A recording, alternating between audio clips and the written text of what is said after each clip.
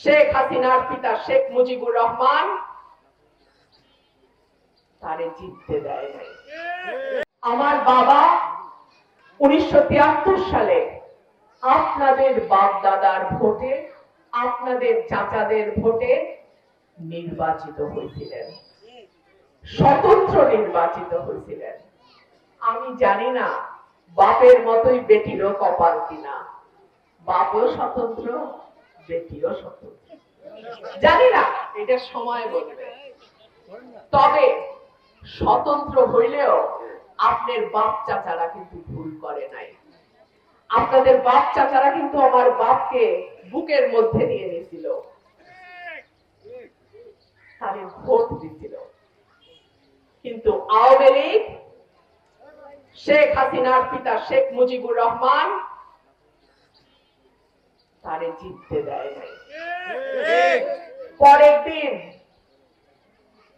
যেদিন ভোট, সেদিন ঘোষণা হইল অলি আহাদ এমপি ব্রাহ্মণবাড়িয়া, তখন সরাই, নাসিরনগর, সদর, বিজয়নগর মিলাইয়া একটা আসন জিতে গেছে। পরের দিন সরকারি ভাবে ঘোষণা দিল, না, তাহেরউদ্দিন ঠাকুর জিতছে। আমার বাবার কবরে যাওয়া পর্যন্ত এই কষ্ট তার বুকের ভিতরে ছিল।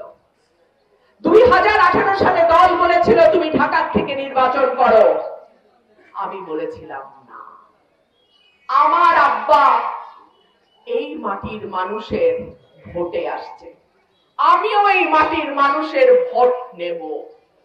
আল্লাহ যদি আমার তকদিরে রাখে, মানুষ যদি আমাকে ভালোবাসে, এই এলাকা থেকে আমি এমপি নির্বাচিত হব ইনশাআল্লাহ। আপনারা জানেন নির্বাচনের পরিবেশ ঘোলা করবার জন্য নানান রকম ষড়যন্ত্র হচ্ছে। শহীদ ওসমান হাদির জানাজা হয়েছে আজকে ঢাকায়, লোকে লোকারণ্য সেই জানাজা। জানি না শহীদ ওসমান হাদির পরে কার নাম আছে।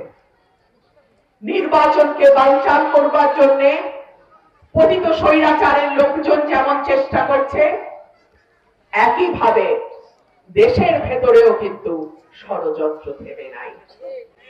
আপনাদের কাছে আমার অনুরোধ থাকবে, অনেকেই আমাকে বলে তোমার নিরাপত্তার গাড়ি কই, তোমার লগে কি বলে ওই লোক কই, যে তোমারে গানম্যান কই, যে তোমারে নিরাপত্তা দিবে। আমি বলি মানুষের নিরাপত্তার হেফাজতকারী একমাত্র আল্লাহ, আর জমিনে আমার ভাইয়েরা। এতগুলা ভাই থাকার পরেও যদি আমার জীবন যায় নির্বাচন করতে গিয়ে, তাহলে আমি ধরে নেব সেইটা মহান আল্লাহর ফয়সালা, এবং সেই ফয়সালার সঙ্গে আমরা এক আছি। আমিন।